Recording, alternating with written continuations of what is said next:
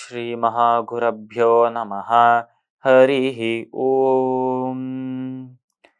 சதாசிவசமாரம்பாம் சங்கராச்சார்யமத்யமாம் அஸ்மதாச்சார்யபர்யந்தாம் வந்தே குருபரம்பராம்.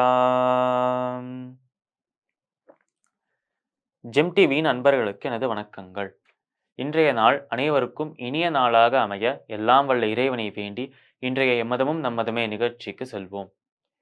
இன்னைக்கு நம்ம ஸ்ரீமத் பகவத்கீதையிலேருந்து ஒரு ஸ்லோகத்தை விரிவான விளக்கத்துடன் பார்ப்போம்.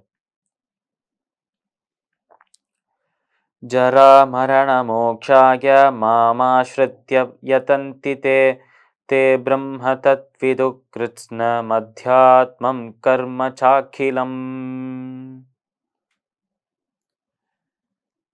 இந்த ஸ்லோகம் ஸ்ரீமத் பகவத்கீதையின் 7வது அத்தியாயமான ஞான விஞ்ஞான யோகத்தின் 29வது ஸ்லோகம்.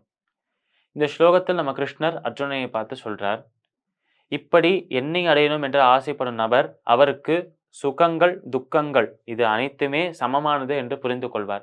அப்படி இருக்கும்போது அனைத்து துக்கங்களும் மறைந்து அனைத்து சுகங்களை காட்டிலும் பகவானை சென்று அடையும் அந்த சுகம், மோட்சம் என்கிற சுகம் மேலான சுகம் என்று உணர்ந்து அந்த பகவான் ஒருவரே கதி என்று என் சிந்தனையாவே இருப்பார், என் நினைப்பிலேயே எப்பயுமே இருப்பார். அப்படி அந்த இறைவனின் சிந்தனையில இறைவன் அவ்வளவு நம்பிக்கை வச்சிருக்கிற நபருக்கு பலனாக மோட்சமே கிடைக்கும் என்று சொன்னார் கிருஷ்ணர்.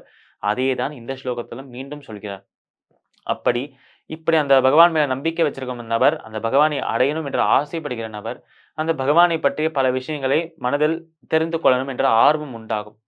இப்படி அந்த இறைவனை பற்றி தெரிந்து கொள்ளணும் என்று பல விஷயங்களை படித்து, பல விஷயங்களை கேட்டு, பல விஷயங்களை அனுபவித்து இருக்கும் இந்த நபர், அந்த இறைவனை தெரிந்து கொள்வதோடு சேர்த்து அந்த இறைவனையும் தெரிந்து கொள்கிறார், தன்னை பற்றியும் தெரிந்து கொள்கிறார். நான் யார்? நான் அந்த இறைவனின் என்னோட ஆத்மா இருக்கே, அதுவும் அந்த இறைவன் ஒன்றுதான்.